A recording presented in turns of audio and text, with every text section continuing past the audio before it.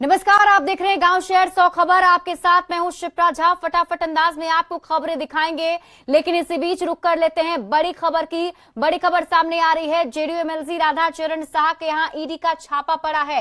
आरा के 4 और पटना के 2 ठिकानों पर छापेमारी चल रही है।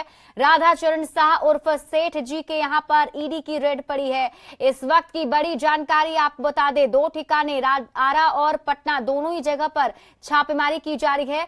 फार्म हाउस समेत कई ठिकानों पर छापा पड़ा है। आरा में अनाइट मठिया स्थित फार्म हाउस पर छापेमारी चल रही है। आपको बता दें कि केंद्रीय जांच एजेंसी ईडी ने 1 सप्ताह पहले समन भेजा था। एमएलसी राधा चरण शाह और बेटे कन्हैया प्रसाद को यह समन भेजा गया था। जानकारी है कि टैक्स चोरी के आरोप में पहले भी छापेमारी हुई थी और छापेमारी के दौरान मिले साक्ष्य और इनपुट के आधार पर राधा चरण सेठ और उनके बेटे कन्हैया से ईडी ने लंबी पूछताछ की थी। सहयोगी अमित अधिक जानकारी के साथ जुड़े हुए हैं। अमित, कितने देर से ये छापेमारी चल रही है और क्या कुछ जानकारी, कितनी टीम वहां मौजूद है? देखिए, ये छापेमारी जो है वो सुबह में शुरू हुई थी और छापेमारी अभी कंटिन्यू कर रही है। ईडी की जो अलग अलग टीम है, 6 टीमों का गठन किया गया था और इसमें सेंट्रल से भी जो अधिकारी हैं ईडी के, वो भी आए हैं और वही इस टीम का को लीड कर रहे हैं।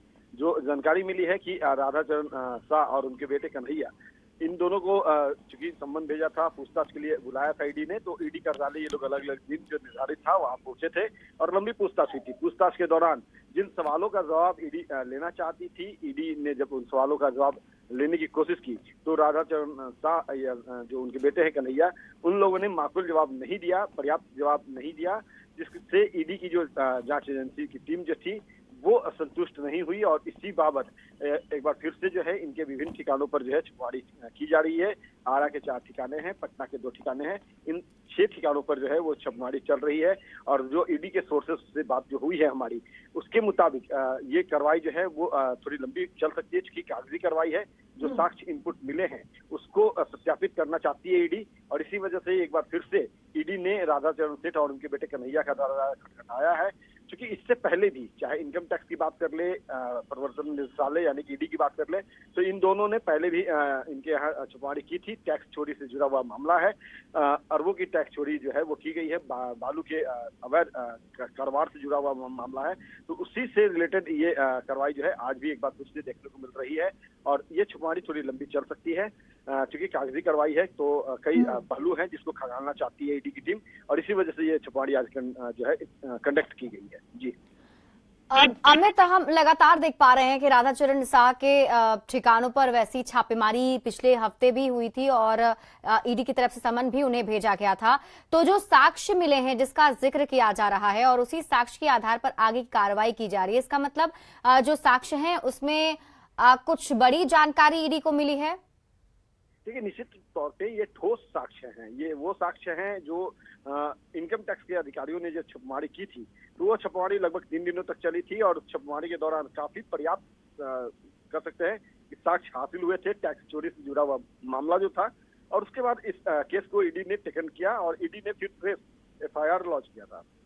एफआईआर लॉन्च करने के बाद ईडी की जो टीमें हैं वो पटना, गुड़गांव, यूपी, मध्य प्रदेश, उत्तराखंड जो ठिकाने थे राधा चरण शाह के, वहां छापेमारी की थी। और उसके बाद हाल ही में जो आपने बताया कि एक सप्ताह पहले, 10 दिन पहले ईडी ने बाप और बेटे दोनों को बुलाया था, चाहे वो राधा चरण सेठ हो या कन्हैया, दोनों से अलग अलग दिन यानी कि 2-2 दिन दोनों से पूछताछ की।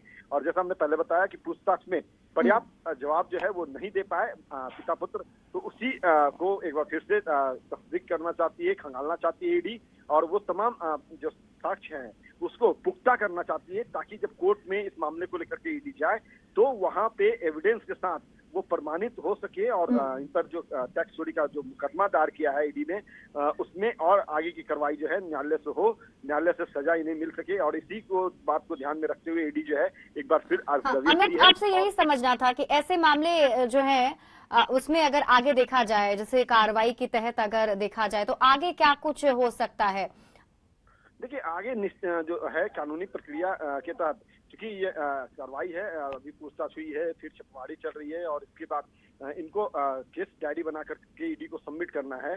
प्रवर्तन निदेशालय का जो कोर्ट है, स्पेशल कोर्ट, वहां पे ये सबमिट करेंगे और फिर जब सुनवाई होगी तो दोनों पक्ष अपने अपने दलील रखेंगे कोर्ट के सामने, चाहे वो राधा चरणजीत का वकील हो या ईडी का वकील है, दोनों अपने अपने बातों को रखेंगे और उसके आधार पर कोर्ट ये तय करेगा कि इन पर जो आरोप लगे हैं वो कितने पुख्ता हैं, कितने स्टैंड करते हैं या वो आरोप निराधार है।